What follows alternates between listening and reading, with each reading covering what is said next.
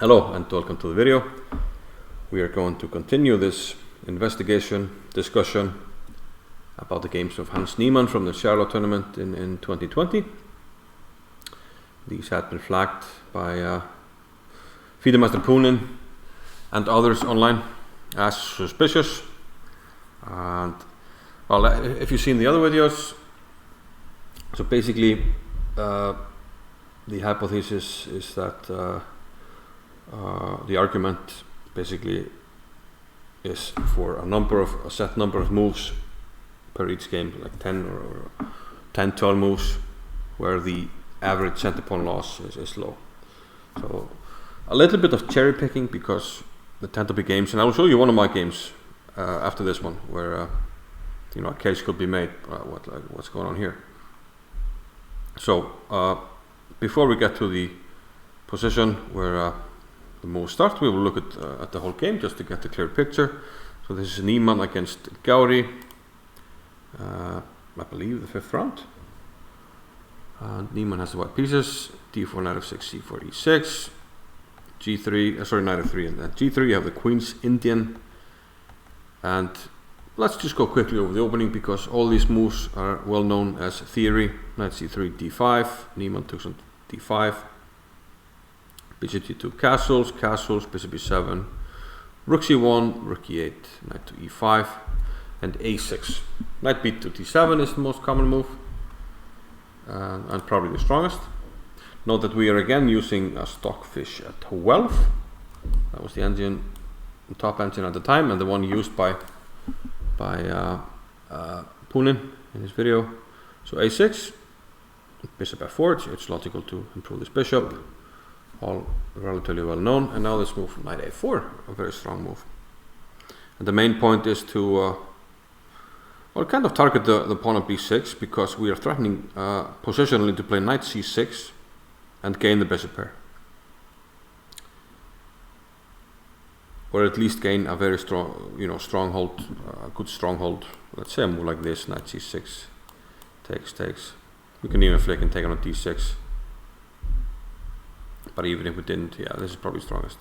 But even if we didn't, then this is always strong when we can put pressure on the c file and get access to the square. But okay, anyway, black played c5, and now having played a6, the pawn on b6 is quite vulnerable. In the game, Niemann played knight takes d7, and again, these moves are not included in the analysis of the low center pawn loss. I guess I don't know if they're supposed to belong to the opening, but to get a clearer picture, these should be included, because Niemann misses a very strong move here, b4. He took on d7, but b4 is very strong. And it's very strong because he can't take the pawn on account of knight takes d7, and now we see the knight on a4 is hitting b6. Even if the queen took on d7, rook c7 is strong with the red arrow, and if knight takes d7, there's bishop c7. Then bishop h3 and b6 you can't really protect. The other option is to play c4, but then knight takes c4 is strong. And for instance, another tactic here, if bishop takes b4, knight here, and bishop c7 will follow if you take on b6. So b4 would have been very strong. So Niemann misses that, but okay, he gets a strong position here after knight takes d7. And here he should have continued putting pressure on c5 with bishop e3, but starts to drift a little bit with knight c3. Although knight c3 is a very logical move from a human standpoint, you put pressure on t5, black has to protect, he goes knight f6, and now you increase the pressure with bishop g5. Again, which I don't think was one of the top engine choices. But of course, in the cherry picking, these weren't included, so white is losing some. So, his average center pawn loss is not great during these moves. Rook c8, and now he takes on c5, and very logical, he's putting pressure on d5, so black has to take with the rook, but now he has inflicted this isolated queen pawn on black, and game continues bishop e3, and here the investigation starts. You can see knight a4 there in 3rd place. I've gone to like depth 29, 30, and knight a4 is still out of the top 2.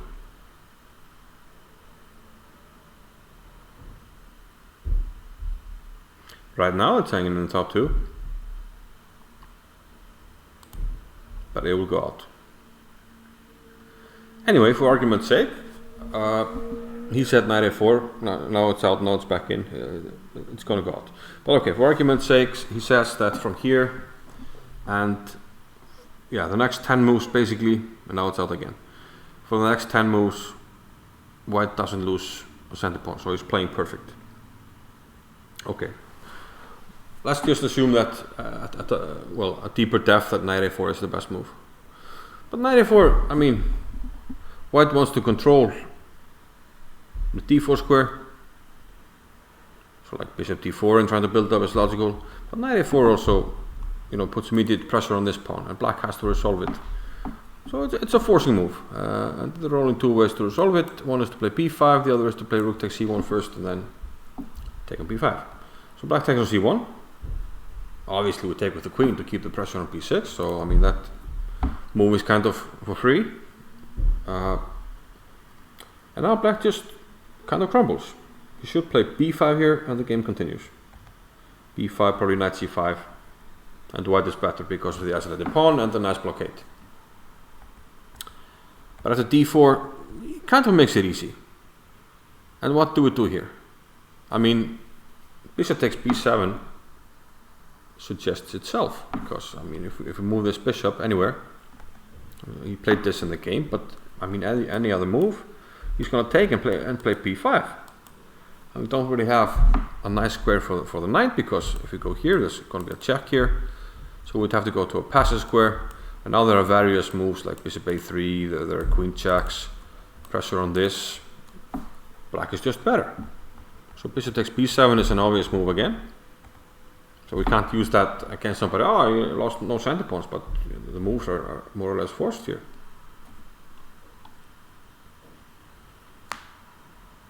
Okay, hopefully the video's okay. There was a slight moment where my chess space was freezing. Okay, now we're back. Bishop takes b7. And black took an e3. Hopefully, yeah, we should be okay here. And now the question is, okay, he took an e3, what do we do? Do you want to take with a pawn? I mean, ruin your pawns? No, you take with the queen. So which move is not obviously the best? I don't understand. So b5, we have to move the knight. So what are our choices? We don't really have good choices. b6 must be tactically flawed somehow. Like queen c7, bishop c5 for instance, knight c5, then queen c7 is a double attack, hitting the bishop, hitting the knight. So knight c3, only move. Bishop b4 hits the queen. The queen has to keep an eye on this one. Queen f3, logical again. That's what he played. And now queen d2. There was some calculation needed if he takes, but okay, this is relatively forced, so not much to see here. But queen d2. This looks more testing, we're hitting the knight and then putting pressure on the pawn. But okay, the knight is attacked, we can't protect it, so where to put it? d5, super logical. Black takes. Do we take with the queen? No, then e2 hangs, so bishop takes d5. So this is the 8th move, and what else can white play? I don't know, I don't see it. Rook e7, protecting f7. So now we're trying to take. So e3 or e4. Both are logical. e4 protects the bishop on a very nice square. It's kind of I don't know, what do they call it? A wooden shield. So he protects the wooden shield, and now the queen is free to roam. And this is the final move now, and the best move, queen f4. But it's also super logical. We don't want to trade queens. We want to keep the queens on to put, to use the pressure of the opposite color bishops. We're threatening queen p8 check, and we're threatening rook c1. It's a dual purpose move that any competent, title player would find. Queen f4, we're threatening rook c1, queen b8. Black needs to react, and actually there's a trap that he falls for. Queen e5, bishop takes. I mean, the position was already difficult, but now it's just okay. He stopped his analysis here, claiming 0 center pawn loss. On basically, I mean, there were no complicated moves in that sequence, just none whatsoever. So a very bad example. And from here, okay, wins this pawn. Now we can trade queens because we're up 2 pawns. So the opposite colored bishops are less of an issue. And you can see during the rest of this that okay, a3 wasn't on the radar of the computer. Okay, rook c2 strong. Get the rook to a2, but still the computer wanted f4. So in the console, in the phase here where he's consolidating, he's not playing always the best moves. He should have taken the pawn according to the computer. Now he takes, and okay, now he's up 3 pawns. So okay, maybe he's playing on his own. Let's assume there was cheating. You would play this maybe on your own, but okay. f4 and the pawns are just too strong. So black resigned. Okay, very good. I don't think this game had any suspicious stuff, to be honest. We can check another game, my own game, and we're going to start here on move 11. So this is just an example of how this cherry picking can work. We're going to use Stockfish 15. This game was played in 2022, so Stockfish 15 was up to date. So I had the white pieces, and I played the number 1 Stockfish move, bishop takes f6. My opponent took. I played the number 1 move, queen takes d5. My opponent went for a sacrifice. I took the rook, number 1 move, queen takes a8. Took an h3. Okay, forced moves. I take an h3. Number 1 choice gives me a check. Again, I play the best move. So we start on move 12. So 1, 2, 3, 4, 5 in a row. He plays queen f2.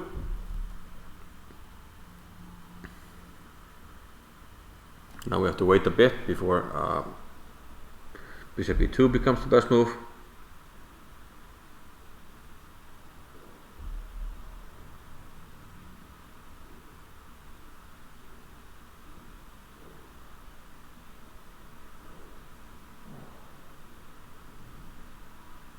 Bishop e2 will come.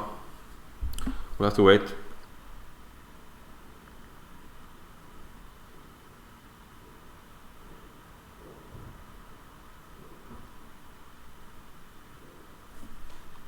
Okay, if we had a move, is it maybe 4th now? Where's my bishop e2?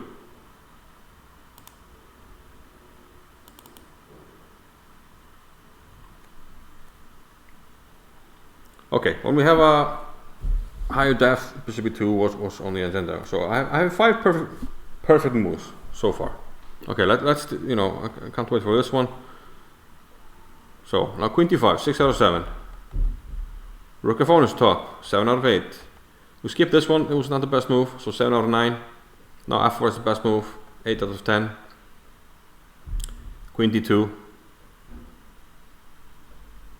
9 out of 11. And rook a to d1 was a top move, 10 out of 12.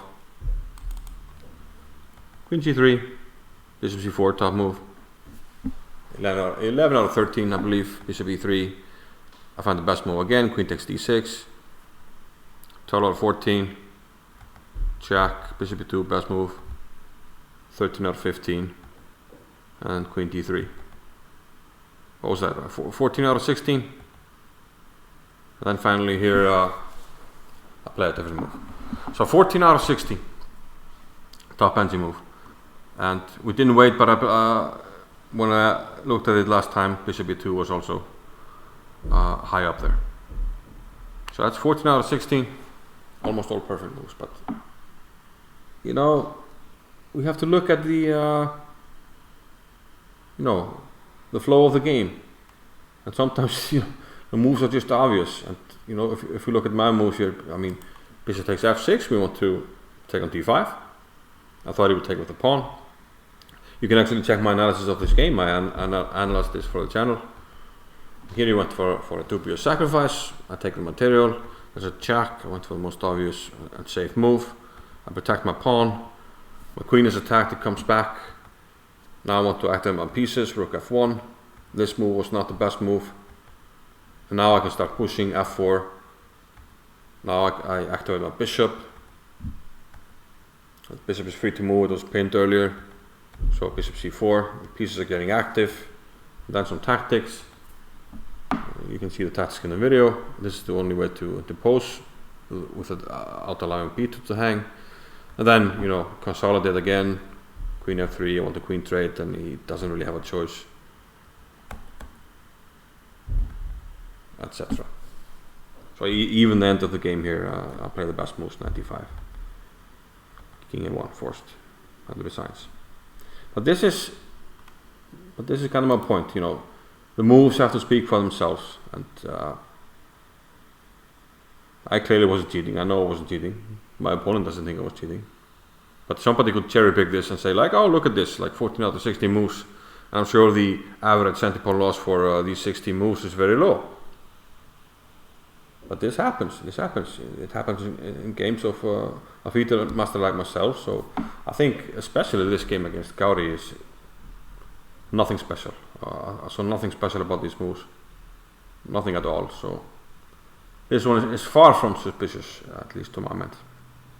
So okay, we have at least 2 more to go. So I'll try to get them out today and see you soon. Thank you. Bye bye.